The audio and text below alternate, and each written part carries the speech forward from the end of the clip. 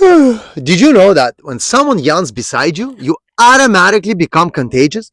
Your brain mirrors people you're connected to family, partner, close friend. If you feel attached, your brain syncs with them without asking. That's why you copy their yawn.